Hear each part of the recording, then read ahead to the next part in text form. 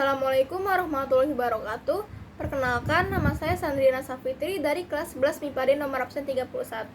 Pada hari ini saya akan mengambil nilai keterampilan PPKN, yaitu membaca dan menguraikan butir-butir dari sila pertama sampai sila kelima dengan cara menggabungkan pada video sebelumnya yang telah saya buat pada kelas 10 yang lalu.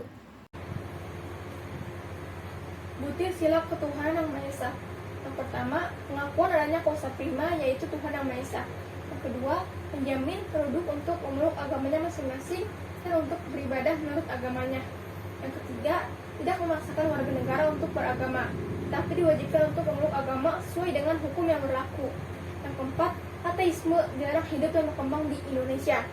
Yang kelima, menjamin berkembang dan tumbuh suburnya kehidupan beragama, toleransi antar umat dan dalam beragama.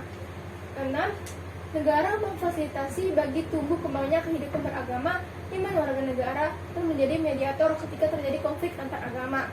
Untuk butir sila ketuhanan yang Maha Esa, saya akan menguraikan butir tentang menjamin penduduk untuk memeluk agamanya masing-masing dan untuk beribadah menurut agamanya. Butir ini juga terdapat pada pasal 29 ayat 2, yaitu yang berbunyi, negara menjamin kemerdekaan tiap-tiap penduduk untuk memeluk agamanya masing-masing dan untuk beribadah menurut kepercayaannya itu. Artinya, negara akan melindungi, menjamin, membina, dan memberikan pengarahan kehidupan beragama kepada seluruh warga negara Indonesia sesuai dengan agama yang dianutnya. Negara juga akan memberikan bimbingan dan arahan kepada seluruh agama di Indonesia tanpa membeda-bedakannya. Negara juga akan menjamin keamanan, kenyamanan, dan kerukunan antar umat beragama di Indonesia. Dan yang terakhir, negara juga akan melakukan pengawasan terhadap kehidupan beragama di Indonesia agar masyarakatnya terhindar dari pelanggaran HAM, aliran sesat, atau kepercayaan lain yang akan menyesatkan atau merugikan individu maupun negara Indonesia.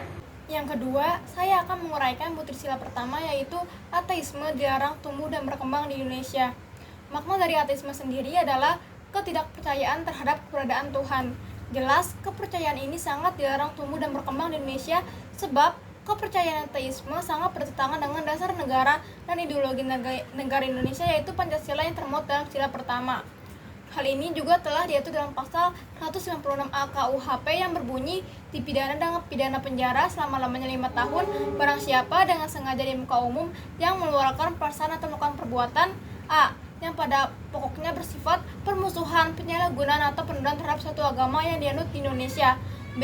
dengan maksud agar supaya orang tidak menganut agama apapun juga yang bersendikan ketuhanan yang Maha Esa.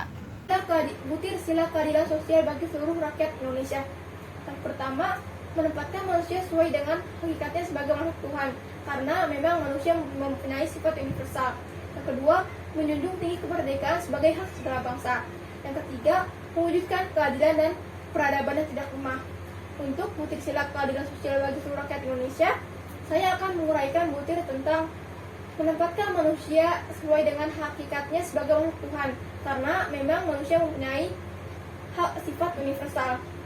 Pengertian sifat universal sendiri yaitu artinya setiap manusia mempunyai hak yang sama tanpa membeda-bedakannya, sehingga dapat dipahami bahwa setiap manusia memiliki derajat dan hak yang sama, sehingga kita harus saling menyayangi satu sama lain. Kita harus saling menjaga, tolong-menolong, saling membantu, saling membela kebenaran dan keadilan, dan saling bekerja sama untuk kedamaian negara kita sendiri, yaitu negara Indonesia. Yang kedua, saya akan menguraikan butir sila kedua, yaitu mewujudkan keadilan dan peradaban yang tidak lemah.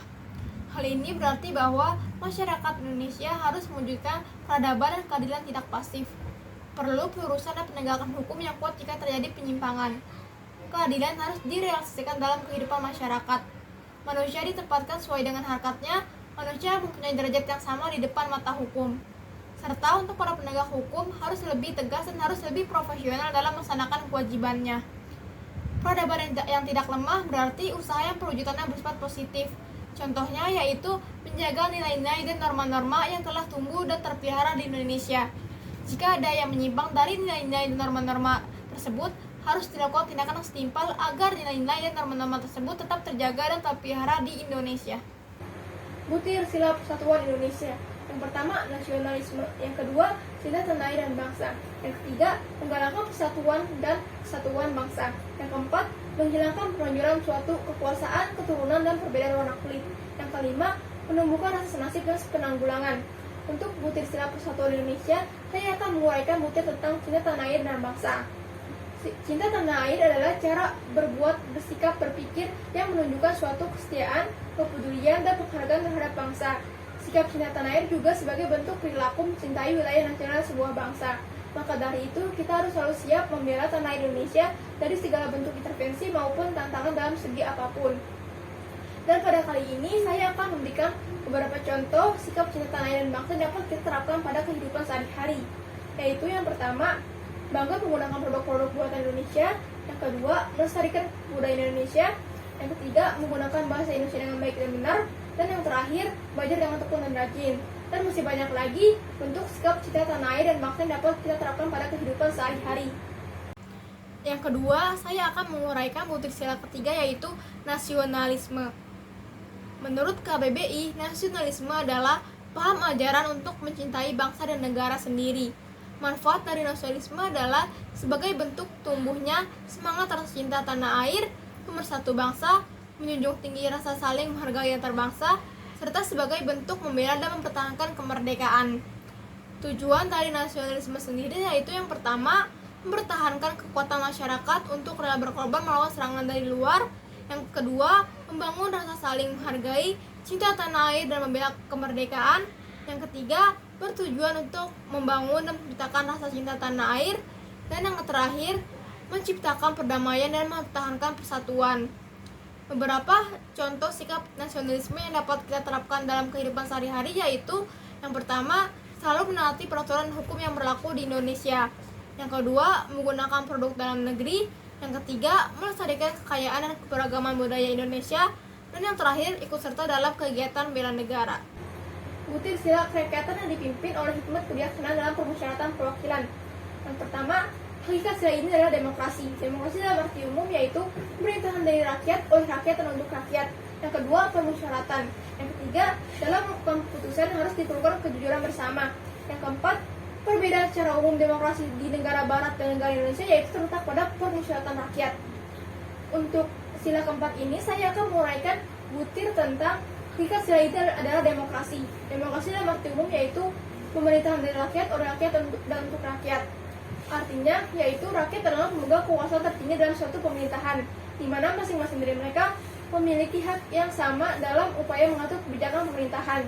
Secara umum, demokrasi merupakan suatu sistem pemerintahan di mana warga negaranya mempunyai hak dan kesempatan yang sama dalam upaya berkontribusi untuk proses pengambilan keputusan yang mempengaruhi hidup mereka.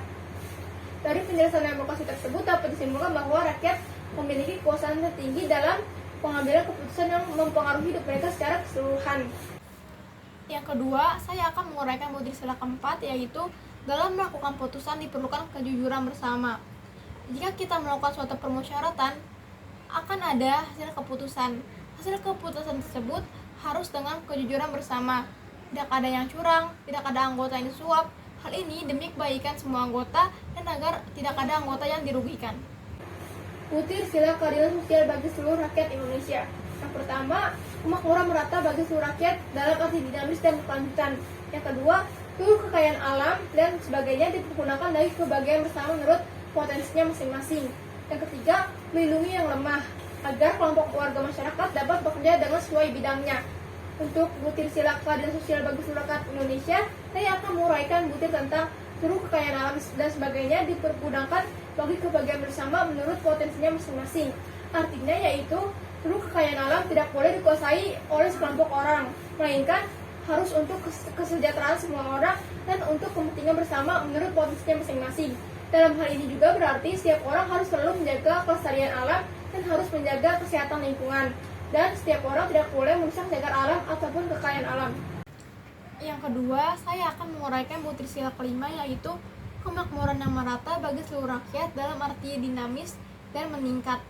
Artinya dalam hal ini harus ada keseimbangan, kesetaraan, kesejahteraan baik dari segi pangan, ekonomi, hukum untuk seluruh lapisan masyarakat di Indonesia. Sekian penjelasan dari saya.